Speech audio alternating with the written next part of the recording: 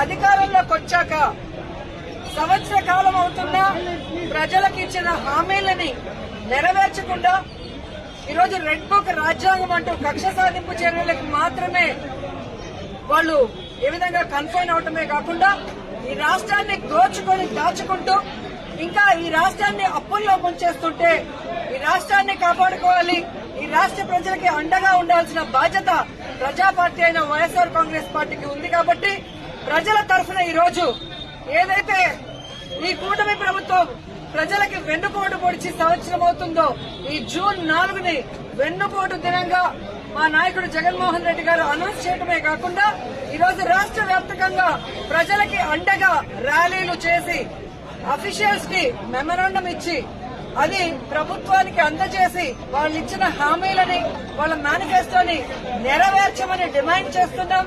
అవి నెరవేర్చకపోతే వదిలే ప్రసక్తి లేదు అని కూడా ఈ సందర్భంగా హెచ్చరిస్తున్నాం. మీరు చూస్తే ఎన్నికల ముందు కూటమి ప్రభుత్వం అంతా ఎలా ప్రచారం చేసుకుందో మనం చూసాం. ముఖ్యంగా తెలుగుదేశం పార్టీ వాళ్ళైతే వచ్చేది బాబే, ఇచ్చేది బాబే. ఏమొచ్చిందయ్యా? మీకైతే పదవులు వచ్చాయి, బాబేవో వచ్చి ముఖ్యమంత్రిగా కూర్చున్నాడు. కానీ ఈ రాష్ట్ర ప్రజలకు ఏమిచ్చాడు అంటే చేతికి చిప్పిచ్చాడు, మరేమి ఇవ్వలేదనేది రాష్ట్ర ప్రజలు గుర్తించారు. 143 హామీలు ఇచ్చాడు. 143 హామీల్లో విజన్ ఉంది, విస్తరాకులు కట్టుంది, అనుభవం ఉందని చెప్పుకునే చంద్రబాబు నాయుడు మొదటి 6 అయినా చేశాడా అని నేను అడుగుతున్నాను. ఈరోజు చూస్తే చంద్రబాబు నాయుడు ఏరు దాటక ముందు ఏటి మల్లన్న, ఏరు దాటాక బోడి మల్లన్న చందంగా పరిపాలించిన విధానం మనకు తెలుసు. కానీ ఈ రాష్ట్ర ప్రజలు ఎలా నమ్మి మోసపోయారు, అలాగే ఈవీఎంలతో వీళ్ళు ఎలా మ్యానిపులేట్ చేసి ఈరోజు 60,000 90,000 అంటూ అసలు ప్రజలు ఓట్లేని నాయకులంతా గాల్లో గెలిచిపోయిన గాలిగాళ్లే ఎక్కువగా ఉన్నారు ఈ రాష్ట్రంలో. సో ఈ రోజు నేను ఎందుకు ఇది చెప్తున్నాను అంటే జగన్మోహన్ రెడ్డి గారు ఎన్నికల్లో చెప్పడం జరిగింది, చంద్రబాబు నాయుడు 3 సార్లు ముఖ్యమంత్రి అయినా ఏ రోజు చెప్పిన వాగ్దానాన్ని నెరవేర్చలేదు, పిల్లలిచ్చిన మామనే వెన్నుపోటు పొడిచిన వాడు, జాగ్రత్తగా ఉండండి అని. కానీ ఈవీఎంల దగ్గర మనం ఏం చేయగలం? సో ఈవీఎంలని మ్యానిపులేట్ చేశారు. కొన్ని చోట్ల అమాయకమైన ప్రజలు, రైతులు, మహిళలు కూడా జగన్ గారే ఇచ్చినప్పుడు చంద్రబాబు నాయుడు, లోకేష్, పవన్ కళ్యాణ్ ఇస్తారేమో, పవన్ కళ్యాణ్ చెప్పిన మాటలు నమ్మి చాలా మంది ఓట్లు వేయడం కూడా జరిగింది. కానీ ఈ రోజు చూస్తే సూపర్ 6 చేస్తామన్న చంద్రబాబు నాయుడు సూపర్ 6 చేశాడా అని అడుగుతున్నాను. అన్నిటికీ వెన్నుపోటు పొడిచింది నిజం కాదా అని అడుగుతున్నా. ఈ రోజు తల్లికి వందనం ఇస్తానన్నాడు, కానీ ఇవ్వకుండా వెన్నుపోటు పొడిచాడు.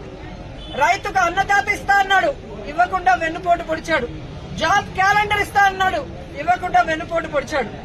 ఉద్యోగం ఇస్తా ఇవ్వని వాళ్ళకి నిరుద్యోగ భృతి ఇస్తా అన్నాడు, ఇవ్వకుండా వెన్నుపోటు పొడిచాడు.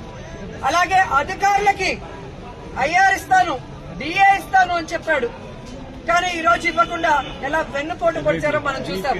మహిళలకైతే ఉచిత బస్సు ఇస్తాను, పొద్దు నుంచి సాయంత్రం వరకు ఫ్రీగా తిరుక్కోవచ్చు అని చెప్పారు, కానీ ఇవ్వకుండా ఎలా వెన్నుపోటు పొడిచారో మీరందరూ కూడా కళ్ళారా చూశారు.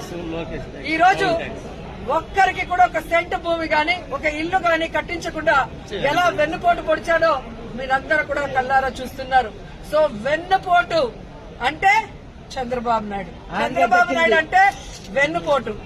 ఇది ఈ రోజు ప్రజలు తెలుసుకున్నారు, వాళ్ళకి జరిగిన నష్టాన్ని వాళ్ళు తెలుసుకున్నారు. ఎప్పుడెప్పుడు ఎన్నికలు పెడితే జగన్మోహన్ రెడ్డి గారికి ఓటేసి మళ్లీ ముఖ్యమంత్రిని చేసుకోవాలని ఎదురు చూస్తున్నారన్న దాంట్లో ఎటువంటి అతిశయోక్తి లేదని కూడా తెలియజేసుకుంటున్నా.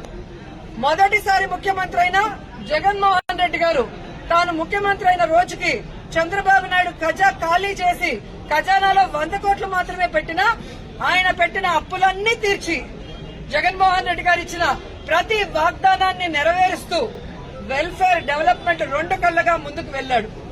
జగనన్న దిగిపోయే రోజుకి 7,000 కోట్ల రూపాయలని ఖజానాలో పెడితే సిగ్గులేని కూటమి ప్రభుత్వ నాయకులు ఈ రోజు ఖజానా ఖాళీగా ఉంది, ఖజానాలో ఏమీ లేదు, ఏం చేయాలో అర్థం కాలేదు అని చెప్పి ఏ విధంగా మొసలి కన్నీళ్లు కారుస్తున్నారో మీ అందరూ చూస్తున్నారు. మరి మొదటిసారి ముఖ్యమంత్రి అయిన వ్యక్తి, వయసులో చిన్నవాడైన జగన్మోహన్ రెడ్డి గారు సంపద సృష్టించి ప్రజలకు ఇచ్చిన మేనిఫెస్టోని ఎలా నెరవేర్చాడు, ఈ రాష్ట్రాన్ని అభివృద్ధి వైపుకి ఎలా నడిపించాడు, మెడికల్ కాలేజీలు ఎలా కట్టాడు, పిహెచ్సిల్ని ఎలా కట్టించాడు, స్కూల్స్ ని ఎలా రెనోవేట్ చేశాడు, ఈ రోజు టెంపుల్స్ ఎలా కట్టించాడు, రోడ్లు ఎలా వేశాడు, చెప్పుకుంటూ పోతే హార్బర్లు ఎలా కట్టారు. ఈడేమో అనుభవం ఉందంటాడు. సంవత్సరం అవుతుంది, ఒక్క సెంటు భూమి ఒకరికి ఇచ్చారా, ఒక ఇల్లు కట్టించారా? జగన్మోహన్ రెడ్డి గారు దిగిపోయే రోజుకి ఫినిషింగ్ లో ఉన్న మెడికల్ కాలేజీలు ఇంతవరకు పూర్తి చేయట్లేదు. వాటిని అమ్మేసి జగన్ గారి పేరు ఎవరు గుర్తు పెట్టుకోకూడదన్న ప్రయత్నం చేస్తున్నారు. హార్బర్లను అమ్మేయాలని చూస్తున్నారు ప్రైవేట్ వాళ్ళకి. స్కూళ్లన్నీ కూడా నిర్వీర్యం చేస్తున్నారు. ఇప్పటికే సిబిఎస్ఈ తీసేశారు, ఐపీది కట్ చేసేశారు, ట్యాబ్స్ కట్ చేసేశారు, రెనోవేషన్ లో ఫైనల్ స్టేజ్ లో ఉన్న వాటిని ఆపేశారు. అలాగే పిహెచ్సిలు, హాస్పిటళ్లు ఏవైతే బ్యాలెన్స్ ఉన్నాయో వాటన్నిటిని ఆపేయడం మనం కళ్ళారా చూస్తున్నాం. ఇంతవరకు ఒక గుడి కట్టించారా, ఒక బడి కట్టించారా, ఒక రోడ్డు వేశారా, ఒక ఇల్లు కట్టించారా అంటే ఏమీ కూడా లేదు. వీళ్ళు సూపర్ సిక్స్ ని గాలికి వదిలేసి సూపర్ స్కామ్లు చేసుకుంటూ ముందుకెళ్తున్నారు. ఈ రోజు ఈ రాష్ట్రంలో చూస్తే బెల్ట్ షాపులు, పర్మిట్ రూములు ఇప్పటి ముప్పటిగా ఇచ్చి మద్యంతో ఎలా దోచుకుంటున్నారు.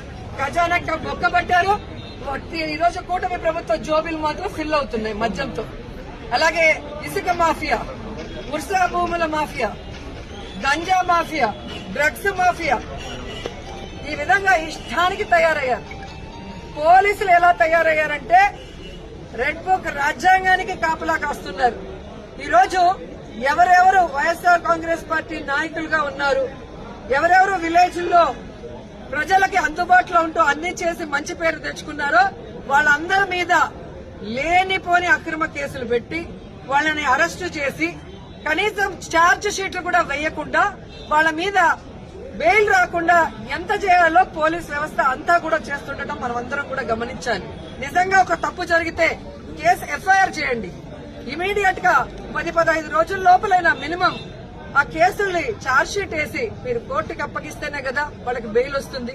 అంటే తప్పుడు కేసులు కాబట్టి ఛార్జ్ షీట్ లో నిజాలు రాయాలి కాబట్టి, తప్పులు రాస్తే రేపు వాళ్ళ ఉద్యోగం పోతుంది కాబట్టి ఈ రోజు తప్పుడు కేసులతో జైల్లో 50 రోజులు, 60 రోజులు, 70 రోజులు మగ్గిపోయే పరిస్థితి వైఎస్ఆర్ కాంగ్రెస్ పార్టీ కార్యకర్తలకి, నాయకులకి కలుగుతోంది. ఎవరైతే ఈ రోజు తప్పుడు కేసులతో జైళ్లకు వెళ్లారో వాళ్ళకి అండగా నిలబడ్డాం.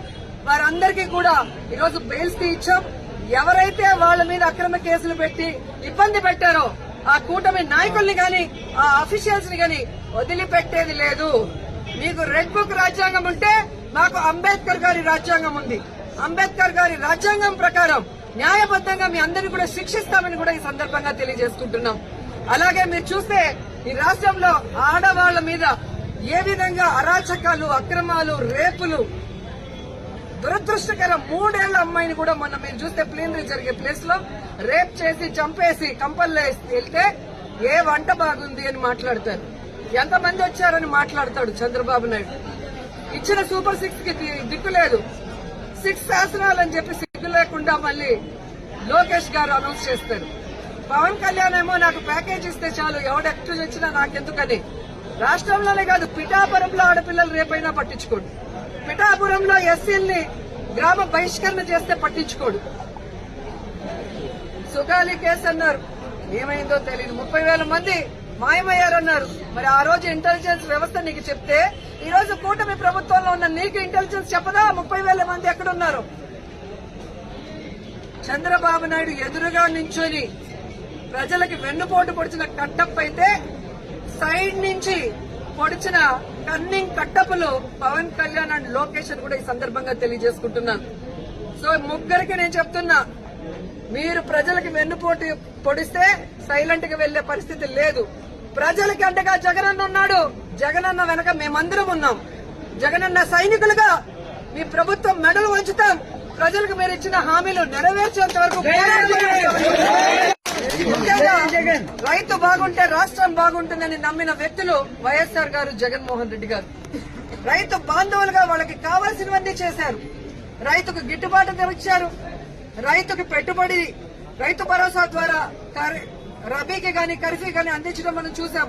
అలాగే వాళ్ళ గ్రామాల్లోనే వాళ్ళకి నాణ్యమైన విత్తనాలు గాని, ఎరువులు గాని, వ్యవసాయానికి సంబంధించిన పనిముట్లనన్నీ కూడా